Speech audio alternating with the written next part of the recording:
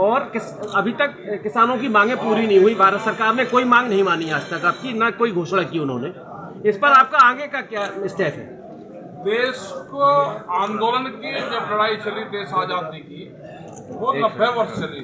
जी। और आप ये लगाओ कि अगर ये धरना ना चलता तो सरकार क्या करती। वे आंदोलन चलने के बावजूद भी सरकार इतनी टाइट है, देश को लूटने पर लगी। अगर देश में ये आंदोलन ना चले तो फिर क्या हाल होता। जैसे खेत में अगर जुताई ना करें तो बंजर हो जाएगा, तो ऐसे ही हाल सरकारों का था। ये तो देश से आंदोलन कोई खत्म कर देते, आंदोलन के नाम को खत्म कर देते, आंदोलनकारियों को खत्म कर देते। ये आंदोलन देश में फिर चलाना पड़ेगा। उस आंदोलन से ये रहा कि देश में एक नई वैचारिक क्रांति आई है। आप आज किसी भी युवा से पूछो, किसी बच्चे से पूछो, जो पहले 7-8 साल पहले की जो पोजीशन थी वो आज बिल्कुल भिन्न है। 14 से पहले क्या था और 14 के बाद में आज कितना युवाओं में परिवर्तन है।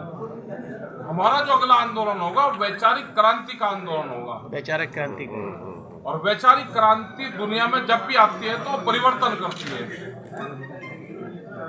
ये तो तानाशाह है, और जिस देश में विपक्ष कमजोर होता है वहां तानाशाहों का जन्म होता है।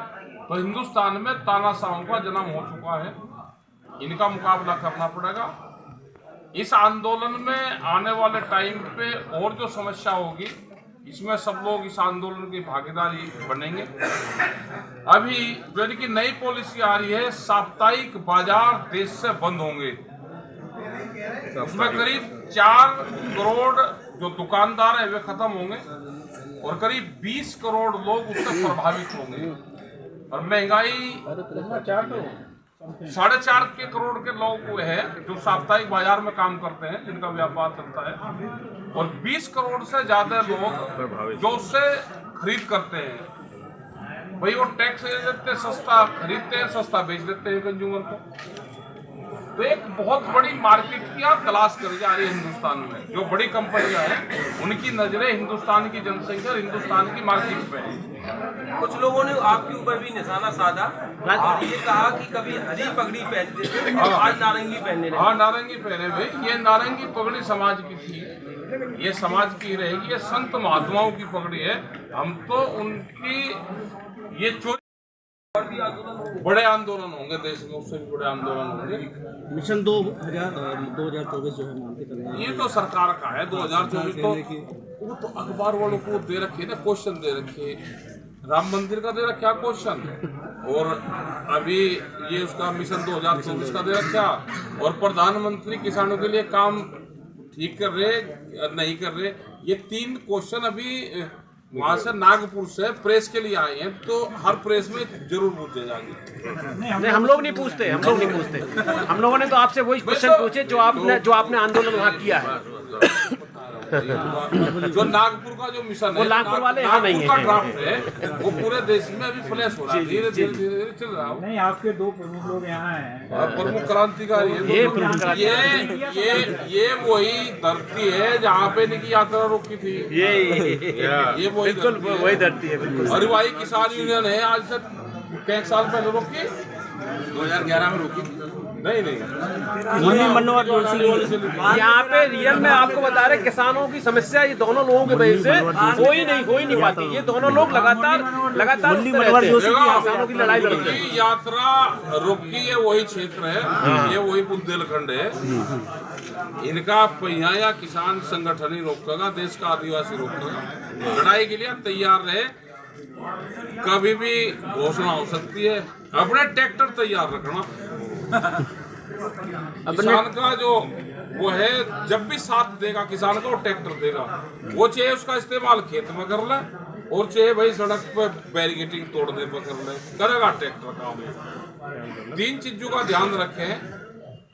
देश की सीमा पे जवान अपने टैंक का ध्यान रखे, किसान ट्रैक्टर का रखे, और यूथ ट्यूटर का रखे, तो ये देश जीतेगा।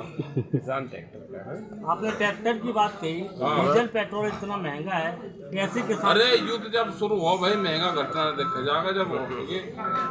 ये तो महंगाई बढ़ी रही पूरे उसमें। धन्यवाद। युवा जो है जब जरूरत होगी, देश को जरूरत होगी तो आंदोलन होगा। अदानी हमने बताया कि आंदोलन वैचारिक क्रांति में आंदोलन चला हुआ है। पूरा देश की डिमांड है कि एमएसपी गारंटी कानून देश में बने, ये पूरे देश की डिमांड है। उस पे आंदोलन होगा, एमएसपी गारंटी कानून पर होगा, स्वामीनाथन कमेटी की रिपोर्ट पर होगा, इन पर सबको होगा। जिसपे आप आरोप लगाते थे उद्योगपति अदानी, आज हिंडनबर्ग की एक रिपोर्ट ने उनको रसातल पे ला दिया, इसके बारे में कुछ कहेंगे?